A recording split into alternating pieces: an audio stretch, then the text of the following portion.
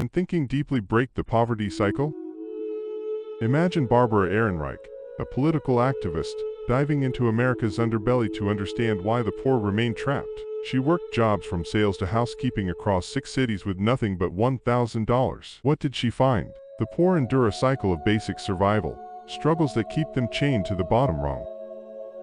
I remember when I was younger, working long hours as a server, barely making ends meet. Like Ehrenreich, I lived in cramped apartments, counting pennies for groceries. The grind was endless, and no matter how hard I worked, financial freedom seemed like a mirage. This isn't just my story, it's the stark reality for millions living as the working poor, a term coined in the 1990s.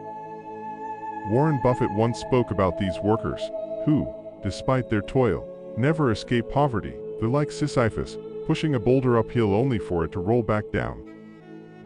Here's the crux. Suffering has levels. The low-level suffering of physical labor, without thought or strategy, only deepens the rut. I've seen friends, like one who stayed late at the office, sacrificing sleep for work, only to remain in the same job years later, his skills and life unchanged. Contrast this with Elon Musk, who, despite his grueling work schedule, always thinks strategically. His suffering isn't just about enduring long hours, but about solving complex problems, pushing boundaries in technology and space. The lesson: think deeply, or be doomed to repeat the same cycle.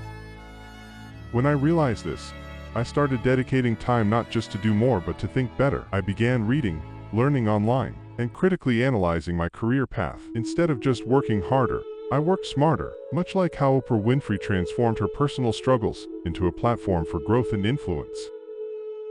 Here's your challenge. 1. Embrace the pain of thinking. Like Steve Jobs, who revolutionized technology by constantly questioning and innovating, you must suffer the discomfort of deep thought to elevate your life.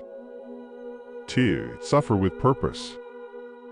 Choose your struggles wisely. The pain of learning, of self-improvement, is a high-level suffering that builds your future. It's like when J.K. Rowling, in her darkest times, chose to write Harry Potter, turning her personal agony into a legacy. 3. Self-discipline is your weapon. Remember, as Stephen Greer learned, starting small with discipline, like doing one push-up, leads to significant changes over time. This isn't about perfection but about persistence.